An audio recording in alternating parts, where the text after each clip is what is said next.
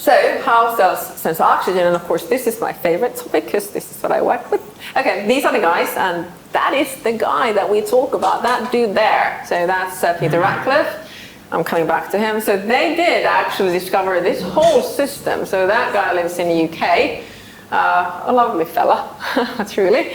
And these three guys, 2019, they got awarded for what they have done for all of their lives to understand how cells sense oxygen. And this is the work they did. It doesn't look like much, does it? But this is what you get Nobel Prizes for.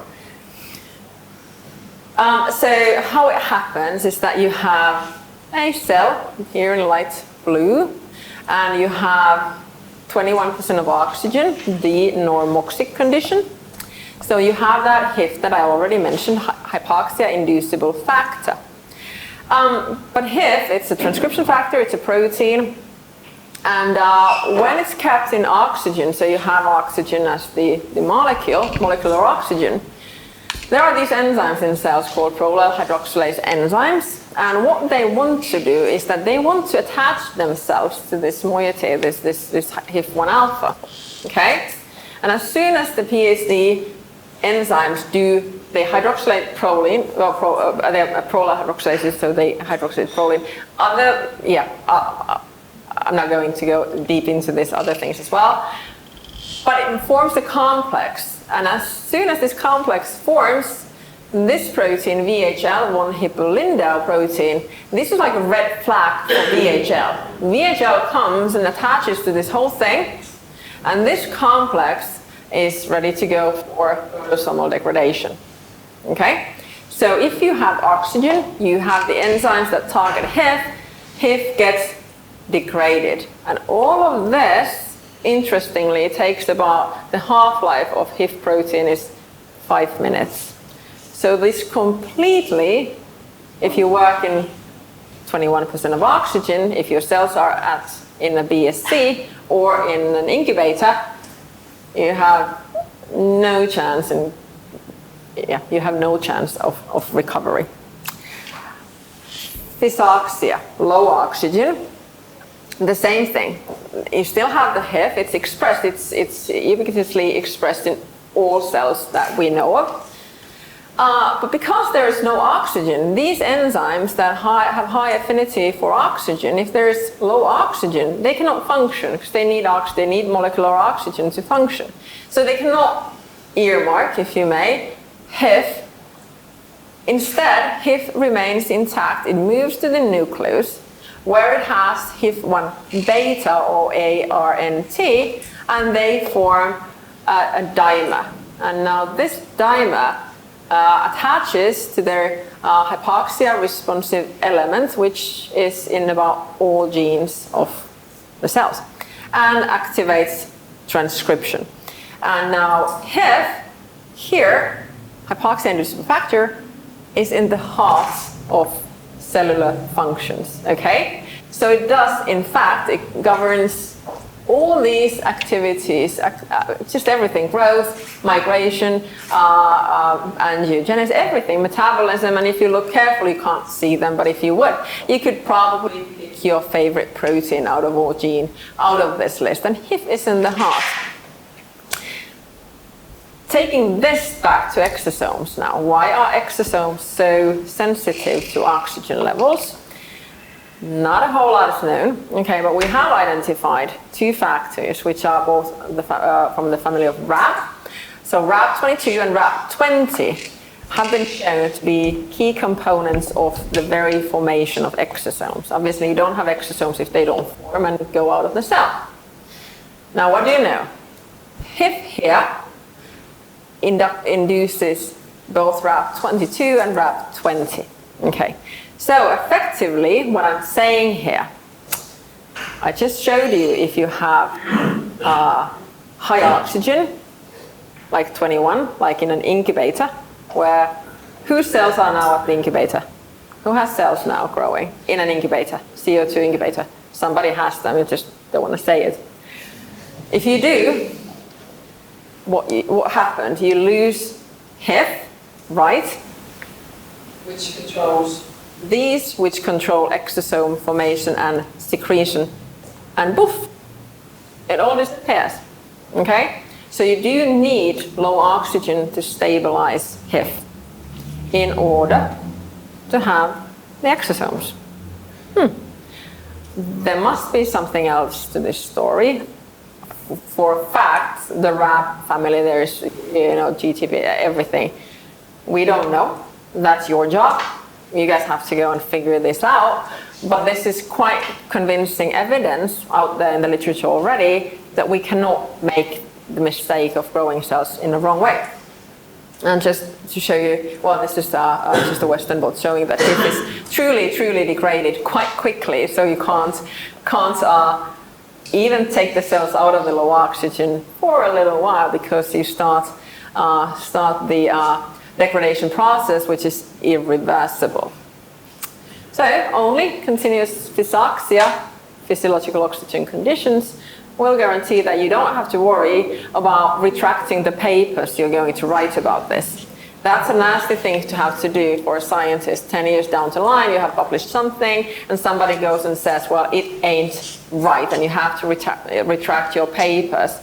In fact, this happened to one of the Nobel Prize laureates in the photo that I showed you, to Greg Semenza. Unfortunately, he has to had to retract 4 of the key papers that brought him the Nobel Prize. They do not take the Nobel Prize away, so no worries for him, but it's a massive career mistake as a scientist to do things in the wrong way, and it will come back. It always comes back. Bringing things together, super promising therapeutic tools, the exosomes, they are, for diagnostic function as well. Keep in mind that where you get the exosomes, their function relies on the origin. The origin has to be good and kept in good shape. Like I said, they can only be fully utilized if they function, and if you have enough of them, that's one thing. They are, to an extent, way better than the cellular equivalent, which would be MSCs in this case. They function in a similar way, but they're just better to use because of the things mentioned. MSCs, like other stem cell types, always reside in low oxygen. Therefore, the conclusion must be that they have to be kept in their natural in vivo-like state. The question comes then, how do we do it? And I want to pick up this one paper where they actually used our Ruskinn workstation. They used to check and to produce exosomes. And if you want to go and check how they did it for protocol, please go and check this one. Lysyl oxidase activity, function, and exosomes was studied in hypoxic endothelial cells. But if you want to check for protocols, this would be a good one to go. Just to take that together, how to do it. This is how it's done. How it's done in the wrong way, by the way. Again, isolation and then expansion and they might precondition things, and isolation, purification, and then used in the therapy. This is how it's traditionally done. This means practically, this is what you would do in a lab. Then you have your exosomes from your stem cells. You put them in an incubator, and then you keep them there because it's nice and cozy and warm. Then you work with them in a BSC, right? Everybody does this, and then you maybe whatever, you inject them into the patient. Now, this is what's happened. Now, unfortunately, this whole thing is not what you should do here. What we propose is that you have your material, you have products where you can keep them in low oxygen from the get-go, okay? From the operating theater, if it's the umbilical cords, from that point on, put them in low oxygen. We can do this. Okay, there are ways to doing this. So straight from when the baby is born, you take your umbilical cord, put that in low oxygen, the same as the body would be, which in that case would be around 1.5, I assume. Take that into a ascites like you guys have here. Put them in there, same condition, low oxygen. Work in there. If you transport them to the patient, keep them that vial, wherever you have it, in low oxygen, and then inject. So this is the safe way, and this is actually the only way to do it in a way that to avoid the things that I just described. Okay, it's not as easy, obviously, as what we're used to, but please take note. And if anybody wants to have any of these slides, you totally can. You don't have to worry about that. So this is the workflow, if you may.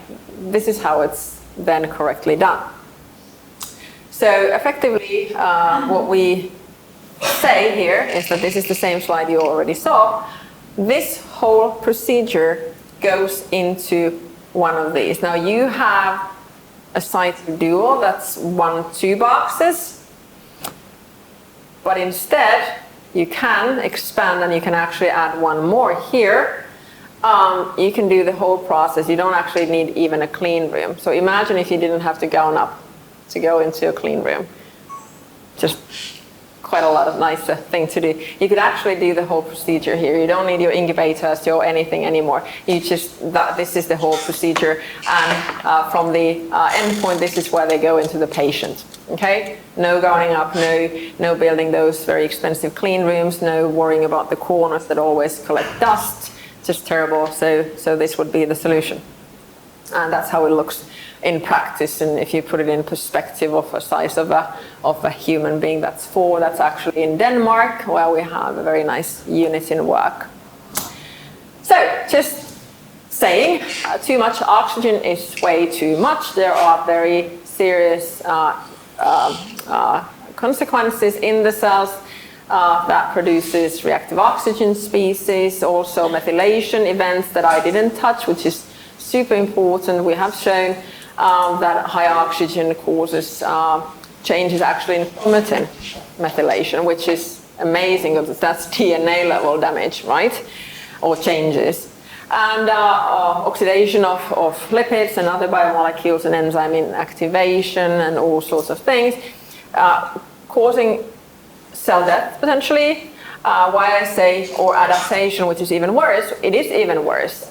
If your cells die, you see that something's wrong. However, the cells that we get usually we get cells from ATCC or whatever, if they are just like regular cell types, cell lines, they grow fine. You know, stem cells grow fine actually in 21% of oxygen. The thing is that if they grow, it doesn't say that they are actually feeling good or they can still be used. They have adapted, and that's actually worse because that's kind of fooling us, thinking everything is okay. We have nice cells, they grow fast. Their doubling time is like 24 hours, but when you think about it, no cell in the body, most of them don't double in 24 hours. So that's kind of an artifact of us feeding them oxygen, sugars, the media that we give them, like that's a diabetic person, really it is. So just keep in mind that too much oxygen is really too much. Which is the shifting from, open culture where the cell stress curve, cells are stressed, so they just, feel all sorts of things.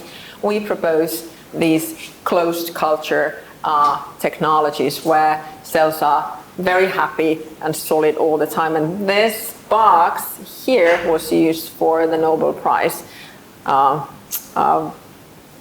Explain later if somebody wants to hear how that happened. So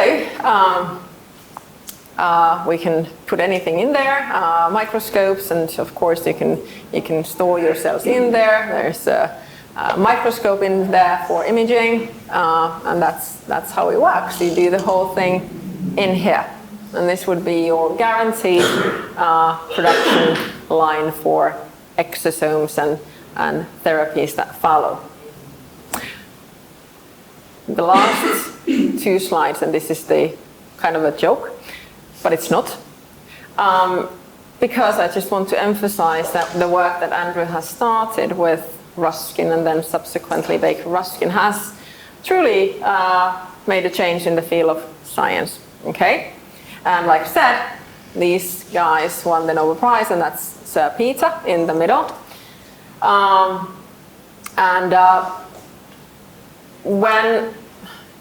So the thing that enabled him to do the work that he did, so of course that's life-changing for him, it's life-changing for science, and it's life-changing for him. So what Andrew's company and kind of us all together did was enable his work, and therefore we do have some very happy, loyal supporters, advocates for not only Hypoxia, but Hypoxia made by us, our company. And I just want to share this one fun slide that happened 2 weeks ago. So look at that face. Cute? Yeah? Cute? Good? Yeah? Look at that face. Okay. He got the Nobel Prize. 2 weeks ago, we did this, we have this Hypoxia EU community in Europe that we actually want to roll out here, but that's later. 2 weeks ago, we went to Dublin and we invited all the most notable hypoxia oxygen biology scientists to Dublin. Massively expensive city, by the way, not easy. And Sir Peter here was our keynote speaker because he likes the brand. He knows that Andrew enabled his Nobel Prize. And therefore, this very funny picture, can you see? See, this is the scientific thing that's being packed, and that guy, that Nobel Prize winner, here with Andrew, helping us pack after the show. So I think that kind of shows that, you know, we do have some happy customers. We do actually have these you know, help hands that come with the Nobel Prize. So I think that's quite entertaining. He actually volunteered to help us pack after the show. So we do form good relationships and do seriously help people with their science, and they seem to be very happy. So I leave it at that. I think I've spoken quite a long time, 49 minutes, I can tell because I have the clock here. And do you have any questions at this point? Maybe I can ask one. Yes. Thanks this time, so very informative talks. But a lot of questions are turning in my mind. I just release one by one. The first one is about thanks for introducing the hypoxia. Yes. Yeah, it's new for us. Okay, good. And my first question would be that the normoxia is 21% in the outside. When we culture our stem cell in the validation and even in the vented flask, and what would be the percentage actually transpired or conveyed to the culture? Yeah. Is it 21% yeah. or less? Yeah, that is an excellent question. Very good question. So there is no direct answer because the oxygen level that the cells actually see in the flask, so that depends on the media height that you use. It's probably, I don't know, 1 ml if you use 15 milliliters in 75 flask. So that affects. It also affects if you have any stirring, okay? So if you have just a standing, liquid layer, the oxygen does not go through. The answer, how you know, is that you measure. You do have probes that you can use. You can do calculations or estimation. You can measure actually from the bottom of the cell layer how much oxygen they have, and you can actually do intracellular measurements. But then also time, temperature affects how quickly oxygen dissolves into liquid. So it will be lower at times, but this is a good question because this introduces how difficult it is to do repetition. Okay, because the variables are, obvious. Yeah. Because usually for stem cell, it's usually the adherent cell, the bottom of that flask, whereby the diffusion of the oxygen will be much lower. Yes. My other question is about the hypoxia and hypoxia. Yes. Hypoxia. The physiological oxygen. Yes. The both will not degrade if 1 alpha, whereby that's why you can work with that what they call it can work with the DNAs and produce those factors. So based on your talk, it's more like the cell's defensive system against the oxidative stress which induced by the normoxia. Yeah. So yeah, it is induced. However, at certain points and certain duration, it just overcomes the stress, overcomes the potential. Of course, we can use antioxidants, and they work to an extent.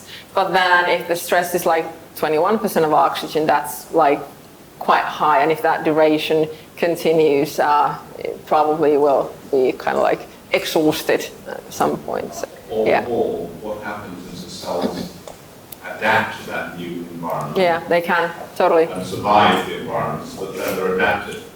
So what happens when Which you is put worse. them back into the physiological environment is that's one step too Yeah. far. Yeah. They don't Yeah. work. That's- Yeah. And about, again, I have a few more questions. Yeah, that's okay. Totally. About, see, like I work with them for the past 1 years, okay? And we culture with normoxia.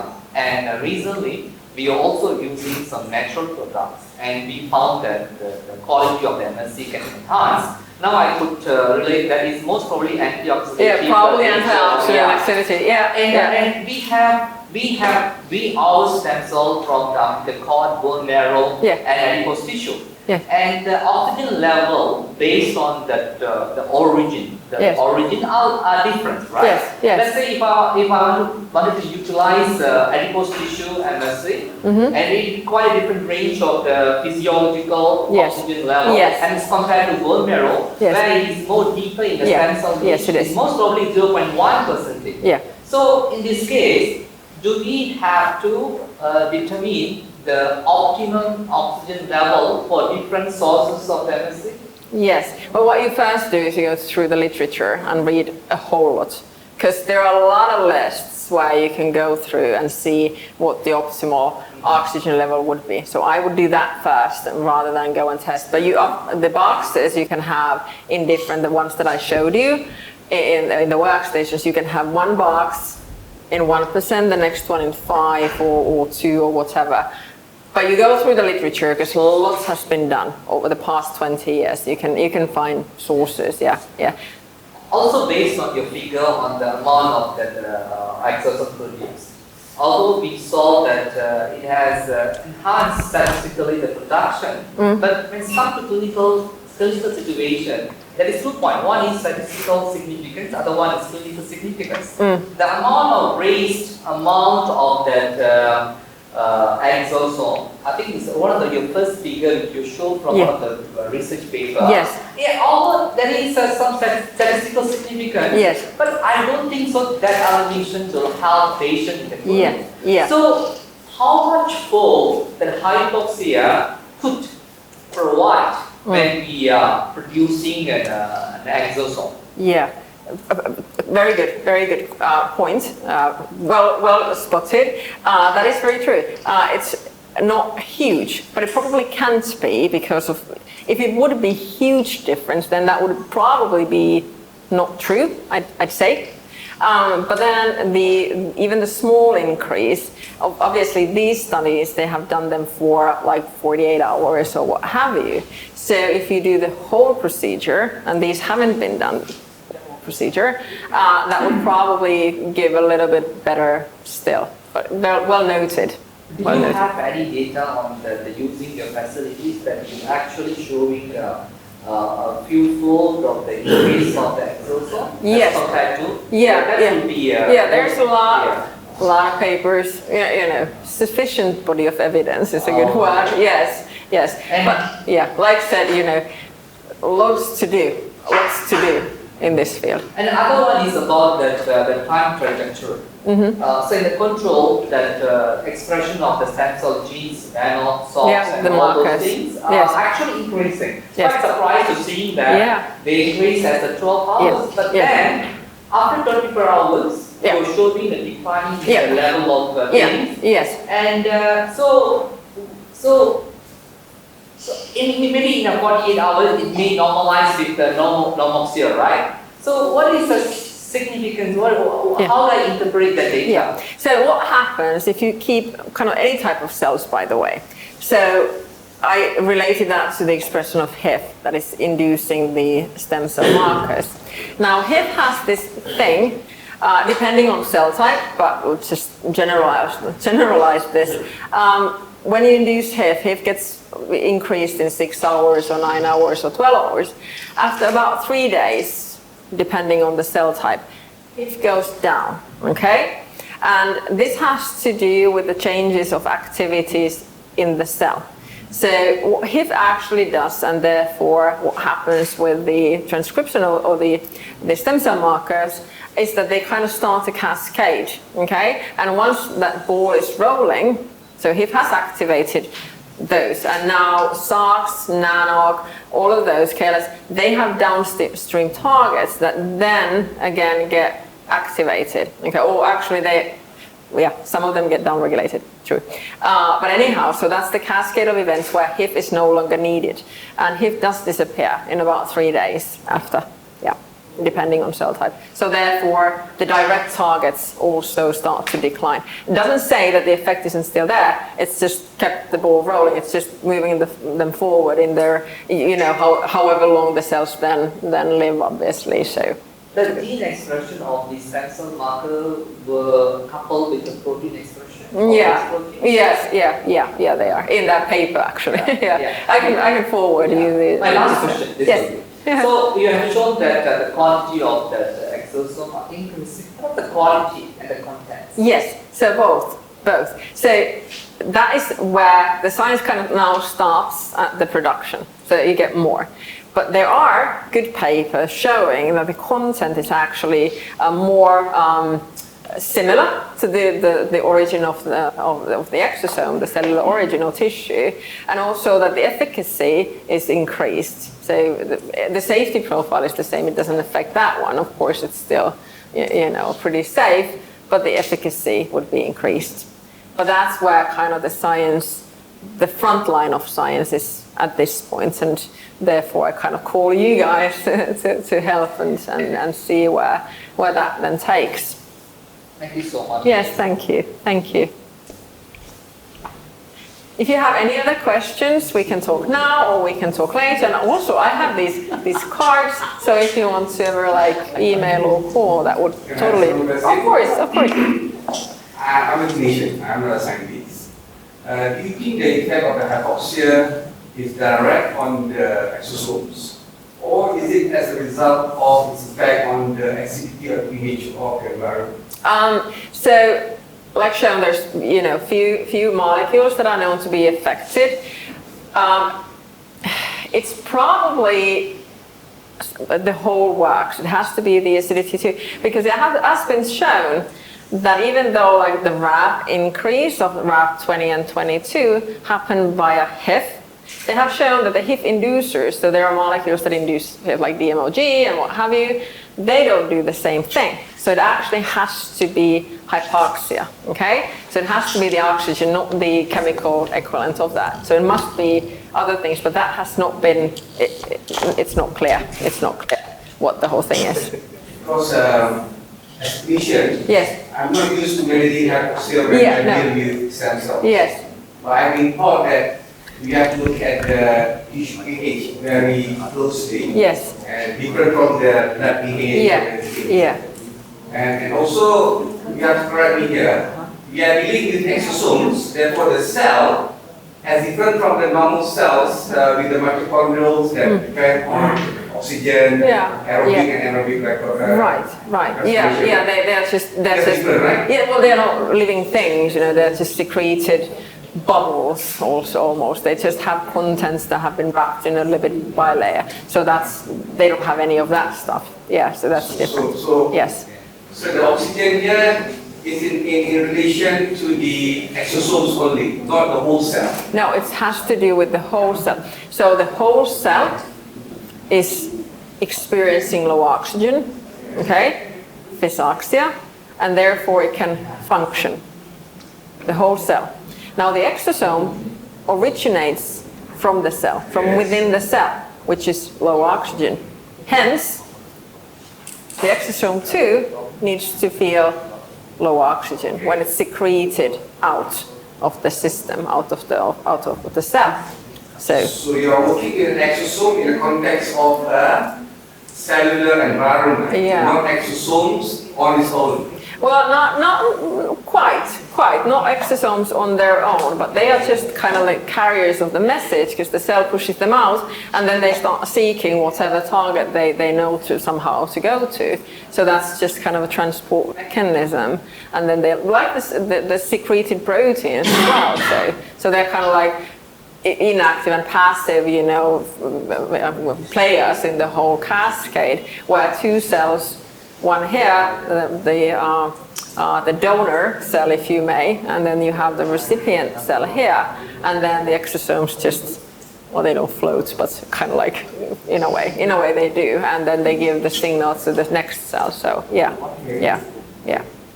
That is a question of how then you have the exosomes and how you deliver it to the patient. Well, so we can do this. We can take the samples where you get stem cells. We can have those in low oxygen. The whole process into the lab, the whole thing that you need to process them can be done in physiologically relevant conditions. You can then put that, whatever product it's the injectables, into kind of a vial. Probably glass would be best, to be honest. Plastics is a bit bad. And then we can take that to the recipient. That can be done. It hasn't been done. You guys will be the first. Because I'm now looking back at whether I'm doing the right thing or not, and we give the exosome transfusion. Well, I mean, it's not the wrong thing, but you can just make it. You can just do it better. Yeah. You'll have happier patients. Yeah. Last, maybe for me. So since exosome is quite a simple structure. Yes, it is. And and when we know the profile of the exosome secreted by the stem cell on condition, can we easily synthesize them rather than use the MSC as stem cell as a resource to produce them? Can these not chemically, or can be engineered and synthesized? Probably. Nobody just does it yet, because they can be. But then. So, because it's not completely done, how the processing and the content, and not even only the content, the proportions of the content. So what we don't know, is it important to have like 40% of transcription factors and 20 of lipids, and is that important? We don't know. We don't quite know how the mechanism of the donor recipient tissue and cell go. So I guess that's the work that needs to be done. But for sure, that's where it's going to go, because you're going to skip the cell phase altogether, of course. Because the molecules are very common for the Homo sapiens. And they do have exosome depleted media. You can use that. So that's the direction. The media companies wouldn't create exosome-free media if they weren't kind of like expecting that to happen. So, What would be your recommendation? Because I have planned to start work on exosome. Yes. And what will be that right isolation way for the exosome? What do you use now? Now I've got using the filtration. The filters are commonly available. It's easy rather than ultra-centrifugation. So just go with the kits. So they have a lot of these kits for exosome isolation. And they are good. I mean, they are as good as you have the filtration. Well, they are filtration anyways. But just make sure that you don't do it in a BSC, in your biological safety cabinet, because even the slight changes during the process will alter that exosomes. Well, that's the thing. If it does, then it's You should find this exposure will change that HIF, right? Yes, it will. It will be different. It will be different. So in the case, even there's no point I'm having a CO2 incubator with a hypoxia, I need to have the entire package. I know. Pretty, isn't it? But then you get the need for, you don't have to have a clean room. You don't have to do the governing up process. It was lovely, thank you. Lovely that you dressed me up yesterday. It was beautiful, nice experience, but you don't have to do that anymore. Clean rooms are pretty expensive, as everybody knows, to build them, and not massively effective, because even though they are clean rooms, they seem to be able to gather dust and stuff, and that's just the way it is. So yes, you're absolutely right. You shouldn't actually, to be honest, I shouldn't say that because we also sell incubators, but anyways, I'm saying you shouldn't have incubators. So there we go. There we have it. It's out. So yes, Dr. Pensman. Thank you so much for the nice presentation as usual. So during my PhD, I was working at Hypoxic human science. Yes. So, and one thing I did by my own, because this was logic for me, because as Prof. just mentioned, the level of the oxygen in our culture dish and the flask, so normally because it's an aesthetic condition, it's not dynamic. So No. The resolved oxygen in the upper part of the culture medium come to the cell level may be different. Yes. So that's why sometimes maybe I don't know, maybe with the low RPM of the small shaker inside the incubator, we can let them to be more dynamic to solve. So if there's any convection, that would be great. Helps. But the guideline that I use, and I would advise other people to use as well, there are variables that we can't change. It's hard to say what it just is, and people work in different ways, and there just are things that can change.